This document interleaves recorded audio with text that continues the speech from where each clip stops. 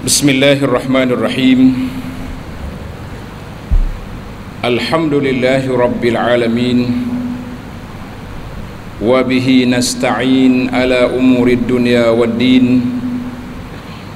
Wassalatu wassalam ala al-mab'uthi rahmatan lil alamin, nabiyyina wa habibina wa qudwatina Muhammad ibn Abdullah wa ala alihi wa sahbihi wa man walah, amma ba'du. Muslimin dan muslimat, para jemaah, para pencinta ilmu di Masjid Ismail Petra Tanah Merah dan juga di alam maya, Assalamualaikum warahmatullahi wabarakatuh. Alhamdulillah, syukur kita kepada Allah Azza wa Jalla kerana pada hari ini 11 Muharram 1444 bersamaan dengan 9 Ogos 2022, kita dapat mulakan pengajian dalam sebuah buku, nama dia Dunia Bukan Syurga. Kitab ini boleh dikatakan kitab tasawuf, kitab tentang akhlak, cuma huraiannya secara mudah, lebih mudah lah. Kalau baca tu boleh faham, insya-Allah. Kalau dengar syarah lagi faham. Jadi kita mula di bab yang pertama. Bab pertama muka surat 1. Bab yang pertama muka surat 1, di bawah tajuk manusia yang terbaik, iaitulah orang yang dapat memberi manfaat kepada orang lain. Kerja kitanya nak jadi orang baik. Tak ada orang tak nak jadi orang baik. Hak tak baik pun nak jadi baik. Nah, tapi adakah kebaikan itu tepat ataupun tidak? Jadi kita tengok dalam nota kita ni, insya-Allah. Alhamdulillah, kita panjatkan kesyukuran kepada Allah Azza wa Jalla kerana dapat bersama dalam majlis ilmu untuk kita sama-sama menggilap kembali kefahaman dan keimanan kita kepada Allah, sebagaimana yang sering kita dengar dari kalangan para sahabat, golongan ulama salafus saleh. Apabila mereka duduk bersama-sama, mereka akan sentiasa berkata, hayya bina nu'minu sa'ah. Mari kita gilapkan iman kita beberapa ketika. Mana ulama salafus saleh menganggap duduk bersama dalam majlis ilmu, majlis muzakarah itu dianggap sebagai menggilap iman. Dianggap sebagai menggilap iman. Jadi kita juga, insya-Allah, kita anggaplah bahawa majlis kita duduk dalam majlis ilmu ni juga untuk menggilap iman kita, menambahkan ketakwaan kita kepada Allah Azza wa Jalla. Maksudnya, duduk dalam majlis ilmu atau duduk dalam majlis muzakarah, dalam majlis ilmu atau majlis muzakarah, dikira sebagai majlis menggilap keimanan kepada Allah Azza wa Jalla. Ini kerana sifat manusia itu sering lupa. Sifat manusia ada kalanya lalai dan lara. Tetapi dengan adanya peringatan-peringatan seperti ini, dan bila kita sesama kita saling ingat mengingati, maka itu merupakan alat untuk mendekatkan kita dan mengingatkan kita kepada Allah Azza wa Jalla. Jadi para jemaah sekalian, ini di antara kelebihan majlis ilmu dan juga bersahabat dengan orang-orang soleh yang boleh mengingatkan kita kepada Allah Azza wa Jalla. Kata para hukama, hukama ni makna orang yang cerdik, alim ulama yang bijak pandai. Dia kata apa? Orang yang bijak dan orang yang tajam pemikirannya mengatakan bahawa satu kumpulan yang dianggap tidak cerdik, tak cerdik, apabila kita hanya bercita-cita, berangan-angan kepada suatu perkara tanpa kita membayar harganya. Nak benda tak bayar, Siapa dia nak beri? Sama juga dengan orang yang mengangkat tangan berdoa mengharapkan Allah turunkan hujan emas atau perak tanpa mereka berusaha mencari rezeki di bumi ini. Kerja dak, tanah saya pun dak, tapi dak harap nak jadi orang kaya contohnya. Demikian juga orang yang menuntut keselamatan di akhirat. Kita hendaklah kita nak sangat syurga di akhirat, tetapi kita tidak buat mengerjakan arahan atau suruhan yang diperintahkan oleh Allah Azza wa Jalla di atas dunia ini. Aku ni nak jadi ahli syurga. Awak solat ke tidak? Tak lagi. Puasa ke tak? Tak juga. Kita kata itu dia panggil orang angan-angan. Tak kira lah angan-angan siapa pun. Kalau kita kata angan-angan mak jening, jadi tak kena kita. Angan-angan kita lah tu. Kita yang berangan-angan tanpa ibadat. Maka kita mengatakan ini satu kepincangan yang cukup berat, kepincangan yang cukup besar. Inilah peringatan yang telah diberi.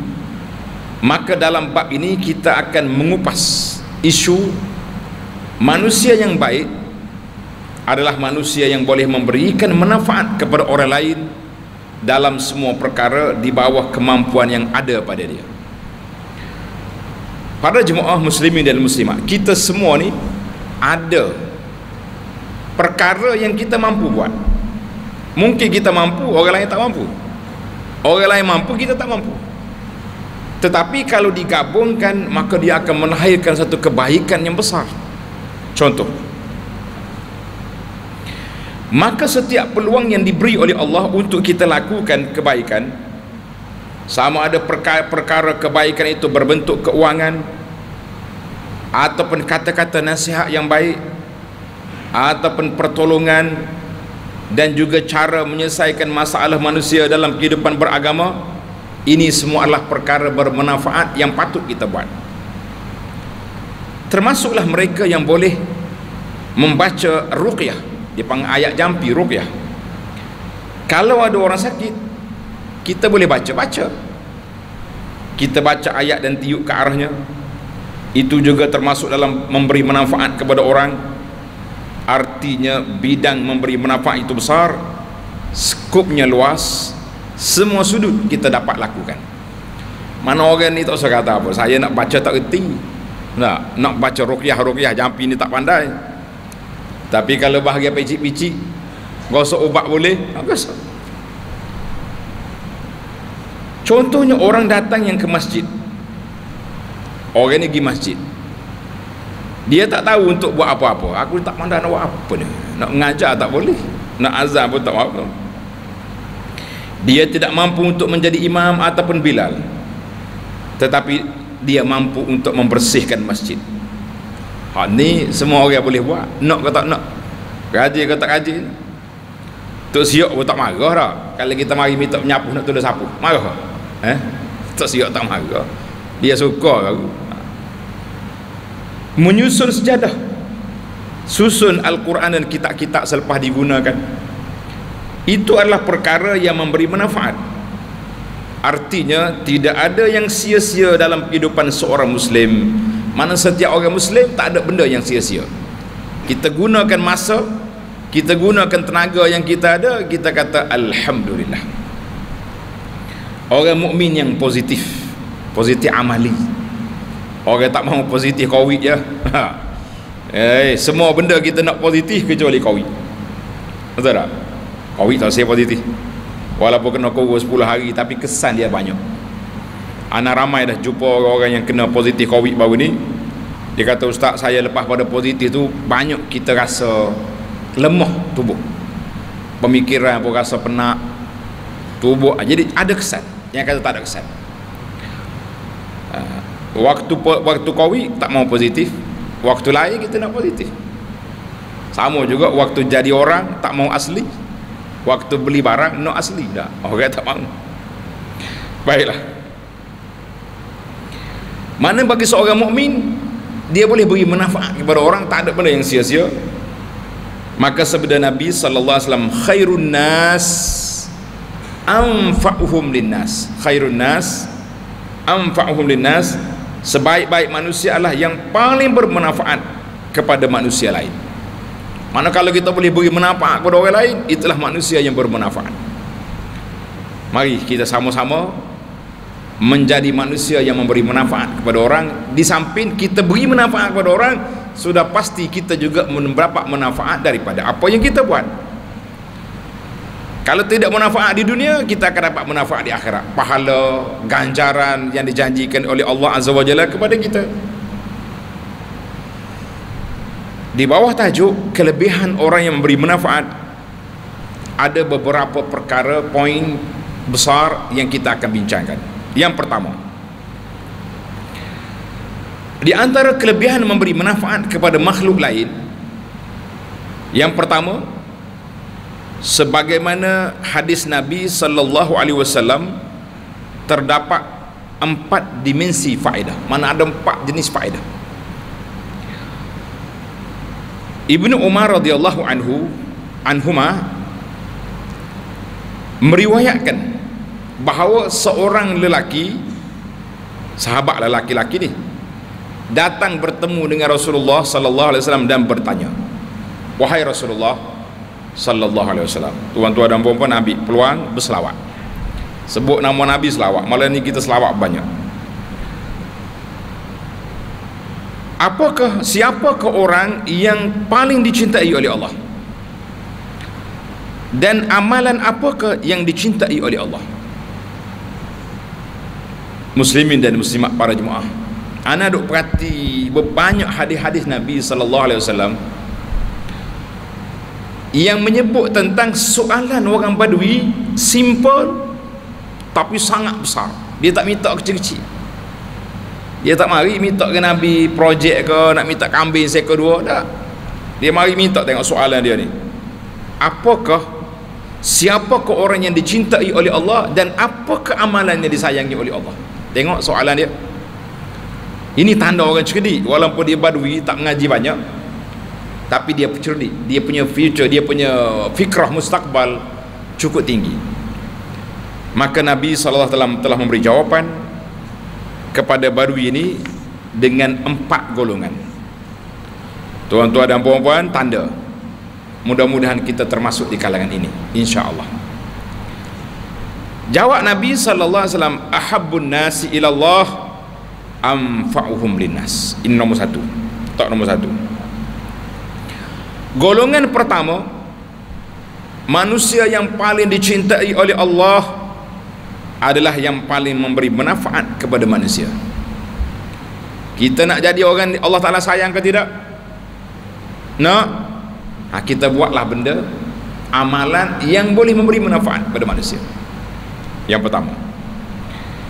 Kedua, wa ahabbul a'mali ila Allah azza wa jalla sururun yudkhilahu ala muslim. Dan amalan yang paling dicintai oleh Allah azza wa jalla adalah kegembiraan yang engkau masukkan ke hati seorang mukmin, ataupun engkau hilangkan salah satu kesusahannya, ataupun engkau membayarkan hutangnya, ataupun engkau hilangkan kelaparannya. Allahu Akbar. Itu yang kedua, ada 4 perkara pula. Yang pertama, kita masukkan kegembiraan dalam hati. Bila orang ni susah hati, kita tenangkan hati dia, kita happykan dia, gembirakan dia. Satu. Bila dia susah, kita lapangkan kesusahan dia. Dia susah dengan apa? Contohnya sakit, tak ada duit nak beli ubat, kita tolong beli. Allahu Akbar. Orang ni susah hati sebab apa? Hutang banyak. Kita pergi siasat dia, berhutang kenapa? Kalau berhutang joli, berhutang buat beli benda-benda karut, buat berjudi, itu cerita lain lah. Tapi kalau dia berhutang kerana dia berhajat, kerana keperluan yang mendesak, kita lepaskan hutang dia. Ataupun orang ni lapar, kerana tidak ada makanan, kita beri makanan kepada dia. Ini kumpulan yang kedua. Kumpulan yang ketiga, wala an amshi ma'a akhin fi hajatin ila akhirih. Dan golongan yang ketiga, aku berjalan bersama saudaraku untuk memenuhi keperluannya itu lebih aku cintai daripada beriktikaf di masjid Nabi. Iktikaf di masjid Nabi Madinah, pahala dia 1000 kali ganda. Nabi kata, aku berjalan bersama sahabat-sahabat saudara ini untuk menunaikan hajatnya, lebih aku suka daripada iktikaf sebulan di masjid. Allahu Akbar. Dan siapa yang menahan marahnya, maka Allah akan tutupi auratnya. Mana kita nak marah tapi kita boleh sabar, Allah Ta'ala akan tutup dia punya aurat kita, mana kelemahan kita itu, mana aurat. Habis tak boleh marah, timbul pula tak boleh marah lah. Marah ni para jemaah sekalian ada tempat. Marah ada tempat. Bukan semua tempat kita kena marah, dan bukan semua tempat tak boleh marah. Jadi ada kalanya kita kena marah. Orang tak solat, orang buat perkara mungkar, maksiat, kenapa kita tak marah? Jadi marah. Tapi kalau benda yang tak patut kita marah, itu nama dia Al-Imam Al-Ghazali rahimahullah, dia kata apa? Marah tak kena di tempat yang tak sepatut marah, itu nama dia orang bodoh. Tak marah di tempat yang patut marah, itu nama dia orang penakut. Jadi kita ada tempat dia. Sesiapa yang menahan marahnya padahal dia boleh melepaskannya, mana boleh ya kalau kita nak tampar orang ni, bukan kita penakut, maka Allah Ta'ala akan penuhi hatinya dengan keredaan Allah pada hari kiamat. Allahu Akbar. Bahagia tuan-tuan. Yang keempat, golongan yang keempat,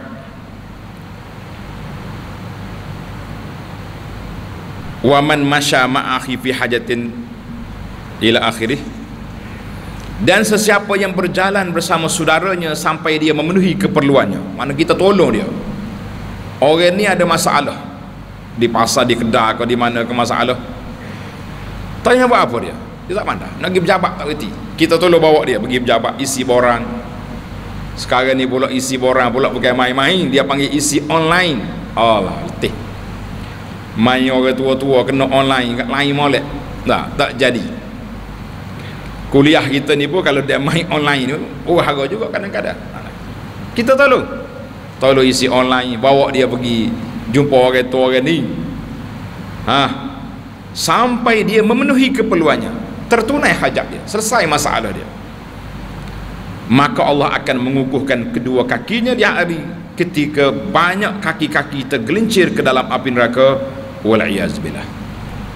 Hadzal hadis rawahu Tabarani wa rawahu Ibnu Abi Dunya wa hassanahu fi Sahihil Jami'.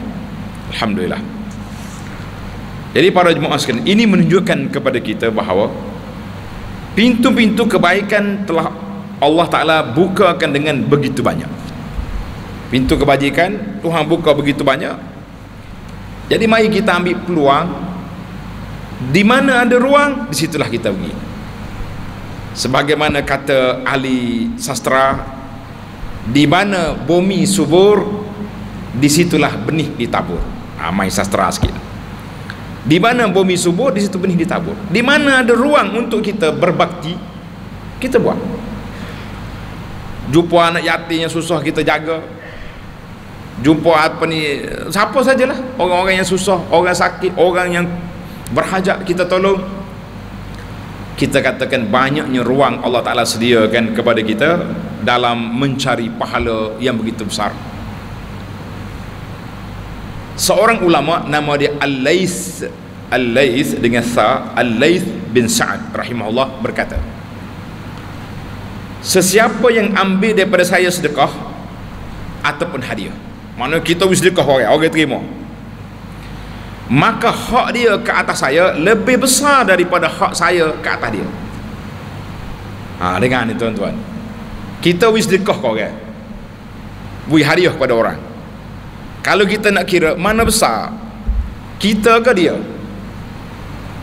selalu kita dengar tangan di atas lebih baik dari tangan di bawah, betul? Tapi dari sudut pulangan, mana besar penerima dengan pemberi? Tengok apa jawapan. Lais kata apa? Orang yang ambil sedekah daripada aku, lebih banyak hak dia ke atas aku, lebih besar. Kenapa? Sebabnya kita telah beri kepada dia untuk menyelesaikan masalah dunia dia. Dia lapar, dia nak beli ubat, dia nak beli itu beli ni, kita pertolong untuk kerja dunia. Tetapi dia beri kepada kita kelebihan akhirat sebab kita dapat pahala. Dia beri kita pahala untuk akhirat, kita beri dia untuk dunia. Subhanallah. Kalaulah kita faham konsep ini, maka hilanglah sifat takabur, iaitulah sifat kita hendak membangga diri. Bangga apa? Nasib baik orang terima kita punya sedekah. Ada kata saya banyak sedekah pada awak. Ada orang ni dia kata aku sedekah awak banyak, tapi apa yang aku dapat daripada awak? Tak dapat apa atas dunia, dia miskin, nak dapat apa? Kita kena ingat, apa yang kita beri itu adalah untuk selesaikan masalah dunianya, tapi dia ambil sedekah kita itu untuk kebekalan akhirat kita. Cuba anda tuan bayangkan, kita memiliki wang yang banyak, tetapi tidak ada siapa yang mahu mengambil sedekah kita itu. Kita ada duit banyak, orang tak terima. Kita nak bawa ke mana duit kita? Nak tak mana? Bawa ke surau dari masjid, mereka tak mahu duit kita. Masjid kata beres dah, kita punya projek bawa 7 juta selesai, contohlah. Tak payah, tak terima orang gitu. Bagi sini pula orang tak terima juga. Tak ada orang miskin nak terima, macam mana nak buat? Kita pergi ke tempat, bawa tempat orang miskin kata mereka tak laparkan duit kita. Tak sih, aku tak mau. Duit awak ni mari mana tahu ni. Jadi apa kita nak buat dengan semua wang yang kita ada itu? Oleh sebab itu, apabila ada orang menerima apa jua pemberian daripada kita, itu adalah satu nikmat atau anugerah. Al-Syekh Al-Fudail bin Iyad rahimahullah, seorang tokoh ulama, seorang ulama yang sangat masyhur dalam ilmu hati, dia panggil fiqhul qulub, berkata, kebaikan seseorang itu tidak sempurna kecuali bila dia berbuat kebaikan kepada orang lain dan kita menganggap itu adalah sebagai satu anugerah kepada kita. Mana kita boleh khidmat kepada orang, anggap itu satu anugerah. Ingat, kenapa dia dianggap anugerah? Kalaulah dia tidak terima pertolongan kita, kita tidak akan dapat apa-apa, kita tidak akan dapat pahala, jadi kita yang rugi. Cuma satu je tuan-tuan kena tanda, yang ada kitab tulis sikit kat bawah tu, kalau kita beri jangan minta balik. Itu dia panggil istilah jangan minta balik. Apa dia contoh minta balik? Saya beri pertolongan kepada awak ni, awak kena jangan lupalah ke saya, nak minta tu minta ni.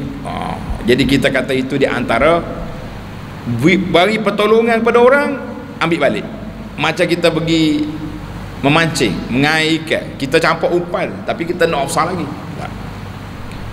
Kita nak besar lagi, tapi hak besar hak di sisi Allah Azza wa Jalla, bukan di sisi manusia. Sehingga kan ada sebahagian ulama ketika menafsirkan ayat yang kita baca pagi Jumaat, wa yut'imuna at-ta'ama 'ala hubbihi miskinan, dia kata apa? Innama nut'imukum liwajhillah, kami beri pada kamu makan kerana Allah. Ada sebagian ulama tafsir kata, kalau kita beri orang makan, kita minta dia doa. Awak doa saya, itu pun sudah dikira minta balasan. Salah? Tak salah, tapi darjat dia tidak setinggi yang kita dah. Sepatutnya orang yang makan, orang yang terima hadiah kita, dia sendiri automatik berdoa. Itu sepatutnya. Tapi kita hari ni oleh kerana tak patut, orang tak berdoa, kita kena minta. Dia sepatutnya saya minta, jangan minta. Minta doa pun sebagai ulama kata itu minta upah dah, minta bayaran, minta apa ni, minta ganjaran. Allahu Akbar, tinggi darjat orang dulu. Baik para jemaah sekalian, kita pergi kepada kelebihan membantu orang yang kedua. Apabila kita banyak memberi manfaat kepada orang lain, insya Allah kita akan mendapat keampunan dari Allah sebagaimana sabda Nabi sallallahu alaihi wasallam yang diriwayatkan oleh Imam Abu Hurairah radhiyallahu anhu. Bainama rajulun yamshi bi tariqin wajada ghusna syaukin 'ala at-tariq fa akhkharahu fa syakara Allahu lahu fa ghafara lahu. Allahu akbar. Sedang seorang itu berjalan, dia berjalan, tiba-tiba dia nampak satu dahan pokok berduri yang jatuh di atas jalan. Mana kita berjalan, kita tengok ada batu, kayu, ada apa benda atas jalan orang lalu ni. Dia berhenti dan ambil, letak ke tepi. Allah Ta'ala berterima kasih kepadanya, maka diampunkan dosanya. Masya Allah. Hadis ini dalam Bukhari. Senang. Kita berjalan, tengok benda-benda yang mengganggu jalan-jalan raya. Ada kayu, ada batu, ambil tak tepi, ada sampah buat. Dalam hadis ini menunjukkan kepada kita betapa pentingnya kita mempunyai akhlak yang baik. Kita jangan memandang remeh kepada kebaikan yang kita buat, walaupun kecil. Jangan rasa tak ada gapo ni. Tak. Kita buat walaupun kita rasa kecil. Sebab apa?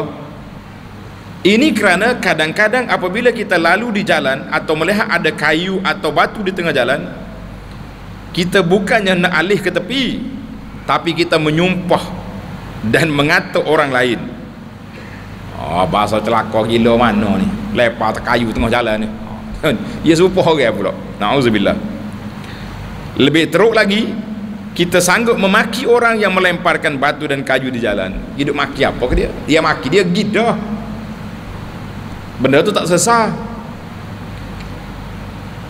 Kita contoh lain, kita datang ke masjid, melihat ada sampah. Ada sampah di sekitaran masjid. Pergi dekat tandas, orang-orang muda hodok salih pempoh anak tinggal situ. Allahu akbar. Gua nak agak. Apa tak kata kita kepada orang? Kita bukan nak tolong bersihkan, tapi kita hanya membebel saja dan terus beredar tanpa berbuat apa-apa. Tak boleh apa-apa kita. Bolehnya maki orang. Hei, dia kata, siapa buat sampah dalam masjid ni? Tak ada adab, tak ada otak. Macam-macam dia sumpah orang. Sepatutnya kita selesaikan apa jua masalah yang timbul, bukan mencari kesalahan orang dan mengatanya. Kerana apa jua kebaikan yang kita buat yang memberi manfaat kepada orang lain, Allah Subhanahu Wa Taala akan ampunkan dosa. Tengok hadis tadi. Dalam riwayat lain Nabi kata, aku tengok seorang lelaki ini duduk berjalan dalam syurga dengan sebab dia mengalihkan batu yang menghalang orang di tengah jalan. Subhanallah. Kita dia ingat benda kecil benda tu. Kalau kita tengok sampah ke apa benda, ambil tak tepi, ambil tak ada tu sampah, susah masalah. Sambil-sambil tu kalau kita tengok orang tu buat sampah, bolehlah kita tolong nasihat. Adik, mek, tu sampah ke ada, kenapa tinggal pempoh anak sini tu? Masuk dalam. Itu macam-macam lah manusia hari ni, pelik. Kadang-kadang pihak PBT kerajaan buat macam-macam, buat taman lah, buat zoo lah, buat tu kau ni, nak suruh mudah pakai gigi, nya tinggal sampah. Subhanallah. Allahu akbar. Seorang tokoh ulama tabi'in, Al-Imam Al-Hasan Al-Basri rahimahullah, biasanya dia akan berdoa selepas dia memberikan sedekah kepada orang lain, orang miskin. Dengar ni, bila dia beri sedekah kepada orang miskin, dia berdoa. Kita pun nak belajar juga doa ni. Dia kata apa? Tanda ni tuan-tuan, doa lepas bagi sedekah. Ya Allah, hamba kau ini datang meminta makanan kepadaku, kami meminta kepadamu keampunan, kerana keampunan engkau ya Allah lebih mahal daripada apa yang kami beri kepada orang ini. Dia kata orang ini minta sedekah, makanya kami nak dengan Allah keampunan. Ya Allah, anugerahlah kepada kami yang lebih besar daripada makanan, iaitulah keampunan Allah. Ini bahasa orang-orang yang hebat, orang-orang yang cerdik, sentiasa mengingati Allah Azza wa Jalla dalam semua tindakan mereka. Jadi kita kena sandarkan semua yang kita buat itu kepada anugerah dan keagungan Allah Azza wa Jalla. Sebab semua yang kita buat itu adalah taufik dari Allah. Kita tak mampu nak buat benda baik kecuali Allah Ta'ala taufik bagi pada kita. Tuhan buka hati kita nak sedekah, nak tolong orang, nak bantu orang, semua itu daripada Allah Azza wa Jalla. Allahu Akbar. Mudah nak dapat pahala? Jawabnya mudah sangat, kan? Mudah sangat. Ada sebuah hadis yang mencerita seorang perempuan berkulit hitam. Hijrah dianya duduk bersih masjid Nabi. Dengar cerita ni, hadis ni dalam Bukhari ada, Muslim ada, muttafaqun alaih. Hijrah dia duduk bersih masjid. Tiba-tiba Nabi tak tengok dia. Tak, makcik ni tak mari nyapu. Fasa'ala anha Nabi sallallahu alaihi wasallam. Nabi tanya, mana makcik ni? Sahabat kata mati Rasulullah, mati dah. Nabi kata, afala kuntum azantumuni, kenapa kamu tak beritahu kepada aku dia mati? Dia mati tengah malam. Sahabat kata dia ni, makcik ni biasa ya, hijau pun duduk tulu sapu masjid, tak ada masalah apa. Kita dia mati malam, orang dulu tak tunggu esok.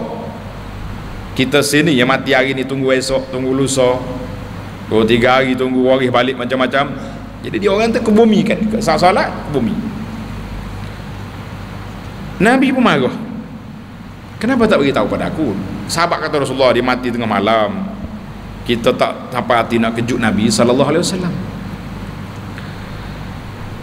Faka'annahum sagharu amraha faqala dulluni ala qabriha. Allahu Akbar. Nabi kata, tunjuk mana kubur dia.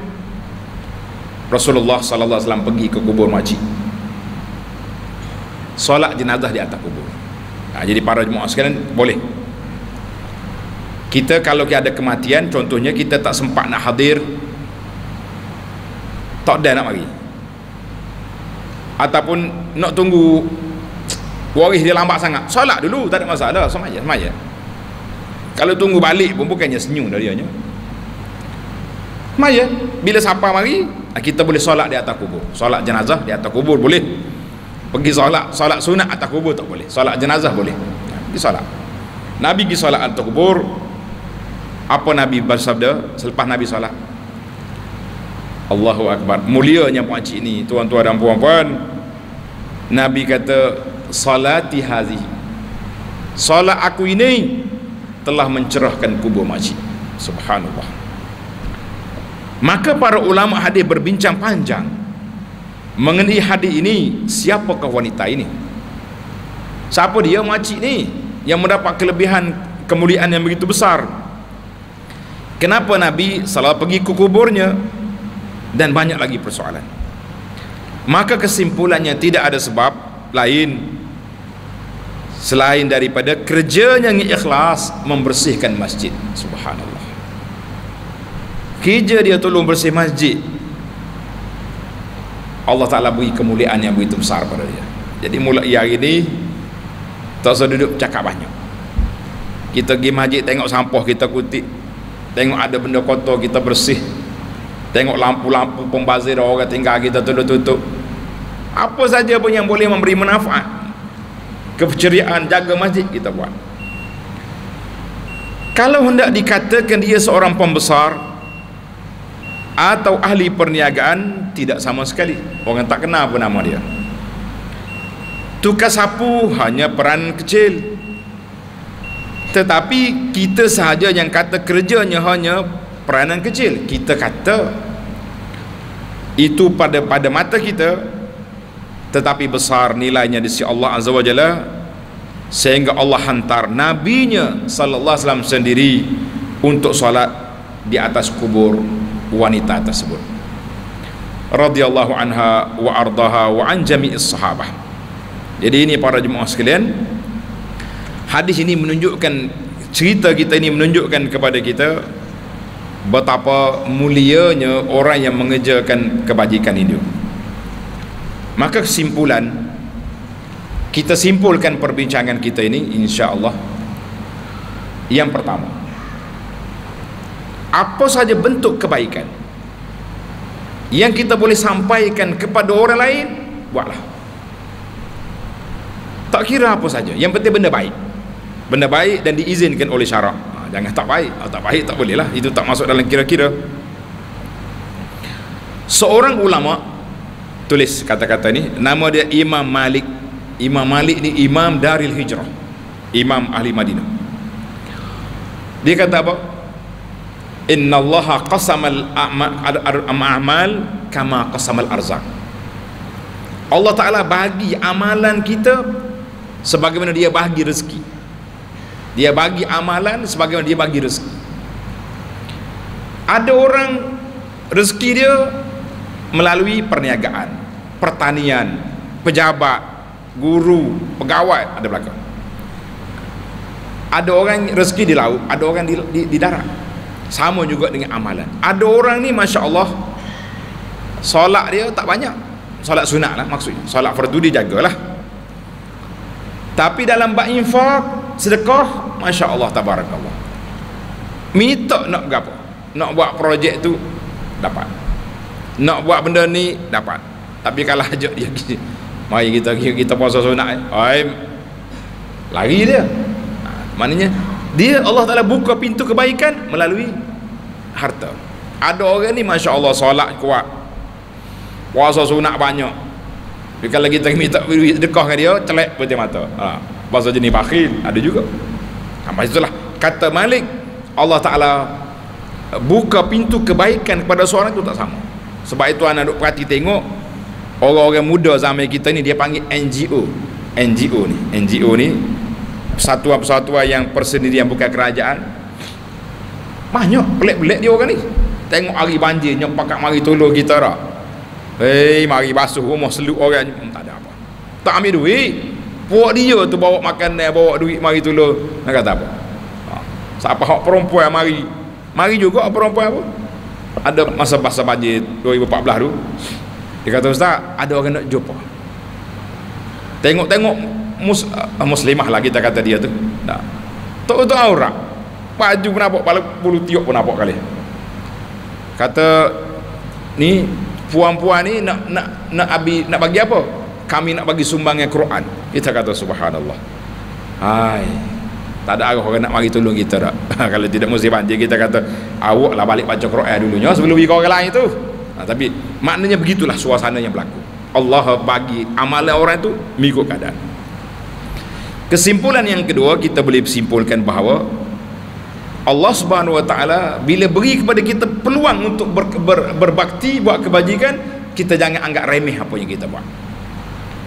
Sebab itulah kita kata sesuatu ni antara keceriaan masjid, sebuah masjid, bila kita siasat masjid ni terbaik, masjid ni.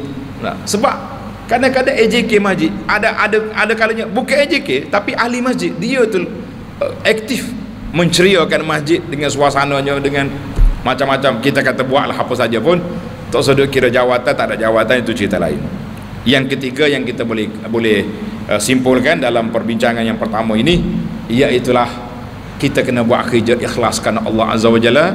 Walaupun benda tu kecil, biarlah dia nampak ada pulangannya kita di sisi Allah Azza wa Jalla, mendapat manfaat kita di sisi Allah, dan di akhirat kita dapat pahala. Jangan kira, tak kira aku nak pahala, aku buat benda yang kita nampak simple, tapi dia ada pulangan besar di sisi Allah Azza wa Jalla. InsyaAllah para jemaah sekalian, kita akan sambung lagi kelebihan yang ketiga. Bagi orang fakir, orang miskin, apakah orang miskin, apa peranan dia dalam masyarakat, dan apa kesumbangan yang dia boleh beri manfaat kepada orang lain. InsyaAllah kita sambung dalam siri akan datang. Subhanakallahumma wa bihamdika, asyhadu an la ilaha illa anta, astaghfiruka wa atubu ilaik. Wa sallallahu ala nabiyyina Muhammadin wa ala alihi wa sahbihi ajma'in. Walhamdulillahi rabbil alamin. Wassalamualaikum warahmatullahi wabarakatuh.